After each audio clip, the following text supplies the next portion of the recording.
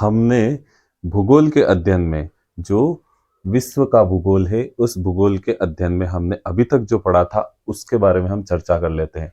तो हम पढ़ रहे थे एशिया महाद्वीप। लास्ट वाले वीडियो में हमने चर्चा की थी एशिया महाद्वीप की जल संधियों के बारे में। उसके बाद कुछ दिनों का ब्रेक हुआ और आज हम वापस जुड़ गए हैं आपस में। तो हम देखेंगे आज पर्वत श्रेणियों के बारे में। जो एशिया महाद्वीप की जो पर्वत श्रृंखलाएं हैं, ऊंची चोटी और उन पर्वत श्रृंखलाओं का नाम, कहाँ स्थित है, मैप के माध्यम से हम समझेंगे कहाँ अवस्थित है, वो किस स्थिति में है और उनका क्या क्या नाम है। ठीक है, तो आइए हम देखते हैं आज एशिया महाद्वीप के पर्वत श्रृंखलाओं के बारे में। तो सबसे पहले हम एशिया महाद्वीप में पढ़ेंगे कहाँ से, हमारे इंडिया से। तो आइए हम देखते हैं इंडिया के बारे में। तो सबसे पहले हम देखते हैं यह क्या है, हमारा भारत। ठीक है, मैप में आपको नजर आ रहा होगा, अच्छे से समझिएगा। यह जो चित्र बनाया गया है वह है एशिया महाद्वीप, और एशिया महाद्वीप में यहाँ पर है, कहाँ, ये देखिएगा, यहाँ पर है हमारा भारत, और इसके इस तरफ आ जाता है पाकिस्तान, और यहाँ पर आ जाता है म्यांमार, बांग्लादेश, और यहाँ पर छोटे छोटे देश अन्य आ जाते हैं। वैसे एशिया महाद्वीप के मैप को बनाने का अच्छा सा प्रयास किया गया है, किंतु फिर भी कुछ टेढ़ा मेढ़ा है। लेकिन समझने का प्रयास कीजिएगा, अपने टेढ़ा मेढ़ा नहीं, क्वेश्चन बैठना चाहिए। ठीक है, क्या बैठना चाहिए, क्वेश्चन दिमाग में बैठना चाहिए। तो हम देखते हैं भारत के संदर्भ में जो पर्वत श्रृंखलाएं हैं उनके बारे में हम पढ़ते हैं। तो हम आ जाइए यहाँ पर देखते हैं। सबसे पहले यहाँ पर एक पर्वत श्रृंखला का निर्माण होता है। ठीक है, उस पर्वत श्रृंखला का क्या नाम है, हिमालय। ठीक है, क्या नाम है, हिमालय। क्या नाम है, हिमालय। अब हम देखेंगे हिमालय के बारे में। तो हिमालय जो है यह क्या है, सबसे नवीन वलित पर्वतमाला है।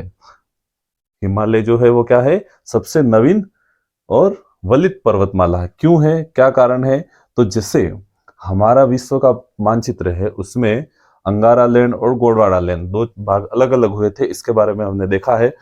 तो हुआ क्या था कि यह जो भारत का दक्षिणी क्षेत्र है, यह समुद्र से धीरे धीरे धीरे खिसकता हुआ यहाँ पर आया। यहाँ पर पहले से ही कुछ पर्वत श्रृंखलाएं अवस्थित थी, और जैसे ही यहाँ पर आकर टकराया तो यहाँ पर हिमालय का निर्माण हुआ था। क्या हुआ, हिमालय का अरबों प्री कैम्ब्रियन जिसे कहते हैं, उस समय में यहाँ पर क्या हुआ, हिमालय का निर्माण हुआ था। तो अब हमें क्या देखना है कि हमें एशिया महाद्वीप में जो जो हिमालय है उनके बारे में हमें पढ़ना है। तो इसके बारे में हम जो हिमालय की उत्पत्ति हुई और भारत, अंगारा लैंड, गोंडवाना लैंड का टुकड़ा जिस प्रकार यहाँ पर जुड़ा, क्या घटना हुई, कुछ पर्वत श्रृंखला इस तरफ आई, कुछ इस तरफ आई, इन सब के बारे में हम चर्चा एक अलग सा वीडियो बनाएंगे विस्तृत, जिसमें हम समझेंगे कि यहाँ पर जो हमारे छोटे छोटे द्वीप भी बनते हैं समुद्र में, जिन्हें हम कटक कहते हैं, उनके बारे में भी हम अच्छे से चर्चा करेंगे। लेकिन आज हम देखेंगे हिमालय के बारे में। तो हिमालय यह क्या है, हमारी सबसे नवीन वलित पर्वतमाला है। अब हम देखते हैं हिमालय की सबसे ऊंची चोटी का नाम क्या है। तो हिमालय की सबसे ऊंची चोटी का क्या नाम है, माउंट एवरेस्ट। क्या है, माउंट एवरेस्ट। कितनी है ऊंची, इसकी ऊंचाई 8,848 मीटर। हिमालय जो पर्वत श्रृंखला है उसकी सबसे ऊंची चोटी का क्या नाम है, माउंट एवरेस्ट। ऊंचाई 8,848 मीटर, यह ध्यान रखना है। तो कहाँ अवस्थित है, तो हिमालय पर्वत श्रृंखला के बारे में। एक चीज और यहाँ पर ध्यान दीजिएगा, हिमालय पर्वतमाला है वो नवीन वलित पर्वतमाला है, लेकिन हमारे भारत में ही एक प्राचीन सबसे पुरानी पर्वत श्रृंखला भी है जिसका क्या नाम है, अरावली। हमारे राजस्थान में उसका अधिकांश भाग है। कितना, तो मान सकते हो अपन 60 के आसपास, 60%, 65% हमारे राजस्थान में उसका भाग है। तो वह किस प्रकार की है, तो प्राचीन पर्वतमाला है। और वलित, नवीन वलित कौन सी है, तो हिमालय पर्वतमाला, यहां हमें ध्यान रखना है। अब हम देखते हैं आगे। हिमालय के बाद आती है एक पर्वत श्रृंखला म्यांमार में। ठीक है, कहा, म्यांमार में, यह रहा म्यांमार। इस म्यांमार में एक पर्वत श्रृंखला और आती है, उसका क्या नाम है, अराकान योमा। अराकान योमा, क्या नाम है, अराकान योमा पर्वत श्रृंखला। अब यहां पर देखिए, ये अराकान योमा पर्वत श्रृंखला है, वहां भी किसका ही भाग है, अपने हिमालय का। किस प्रकार से, क्योंकि जब यह स्थल खंड जब यहाँ टकराया था तो कुछ मिट्टी या पर्वत के पठारी जो क्षेत्र था वो इस तरफ फैल गया, कुछ इस तरफ फैल गया। तो यहाँ पाकिस्तान में भी है एक और यहाँ पर म्यांमार में भी है एक। तो हम देखते हैं अराकान योमा, यहाँ पर जो इसका विस्तार हुआ इस तरफ पूर्वी भारत के पूर्वी और पूर्व में जो विस्तार हुआ म्यांमार क्षेत्र में जिसे कहते हैं उसे क्या कहते हैं, अराकान योमा पर्वत श्रेणी कहते हैं। इसी प्रकार यहाँ पर पाकिस्तान में एक पर्वत श्रृंखला और बनती है, क्या है उसका नाम, तो किरथर सुलेमान। ठीक है, यहां पर इसे बना लेते हैं किरथर सुलेमान। क्या नाम है इसका, किरथर सुलेमान। ठीक है, यहां ध्यान रखना है, नाम क्या है इसका, किरथर सुलेमान। तो हमने क्या देखा, हिमालय, हिमालय के बाद में अराकान योमा और पाकिस्तान में कौन सी है, किरथर सुलेमान पर्वत श्रृंखला अवस्थित है। तो मोटा मोटा हमारे भारत के नजदीक में जो भी पर्वत श्रृंखला है उनके नाम हम देखते हैं, तो हिमालय, अराकान योमा, किरथर सुलेमान पर्वत श्रेणी। अब हम देखते हैं एशिया महाद्वीप के कुछ मध्य की ओर जाते हैं, तो मध्य में हम देखेंगे यहाँ पर एक पठार बनता है। ठीक है, एक पठार बनता है जिसे क्या कहते हैं, पामीर का पठार। क्या कहते हैं, पामीर का पठार। पामीर का पठार विश्व का, इसे क्या कहा जाता है, विश्व का छत भी कहा जाता है। किसे, पामीर के पठार को क्या कहते हैं, विश्व की छत भी कहते हैं। तो यही पामीर के पठार में एक पामीर की घाट अवस्थित है। ठीक है, क्या है, पामीर की घाट। यहां पर बना लेते हैं पामीर की घाट। ठीक है, पामीर घाट, क्या है, पामीर घाट। अब हम देखते हैं कि इस पामीर घाट की क्या क्या विशेषता है। तो यहां पर क्या है, यहां से 3 पर्वत श्रेणियों का निर्माण होता है। कौन सी 3 पर्वत श्रेणियां, नाम क्या है उनका तो मैं अभी बताता हूं, लेकिन उससे पहले हमें कुछ इनके बारे में मोटा मोटा जानकारी होनी चाहिए।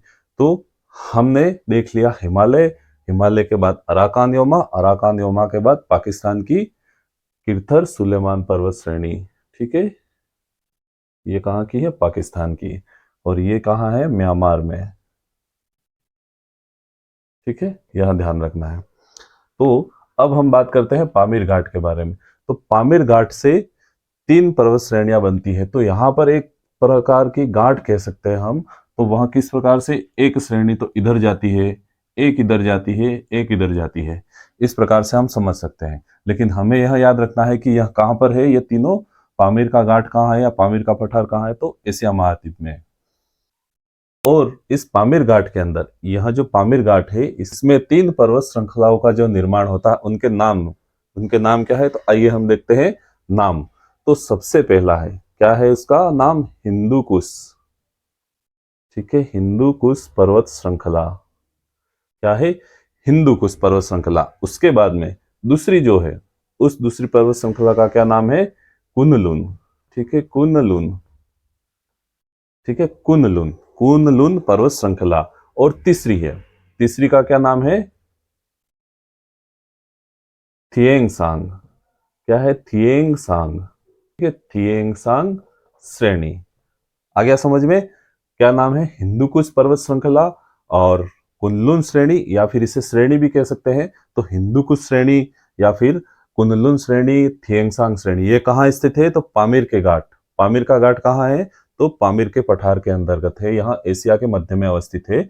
और यहाँ से जो तीनों पर्वत श्रृंखला या पर्वत श्रेणियां या फिर श्रेणियां जो निकलती है वह परीक्षा की दृष्टि से बहुत ही महत्वपूर्ण है। तो हमें याद रखना है हिंदू कुश पर्वत श्रेणी, कुनलुन पर्वत श्रेणी, थिएंगसांग पर्वत श्रेणी, और साथ ही हमारा हिमालय, किरथर सुलेमान और अराकान योमा पर्वत श्रृंखला। ठीक है, यहाँ हमें मोटा मोटा अच्छे से याद रखना है क्योंकि कहीं से भी प्रश्न पूछा जा सकता है।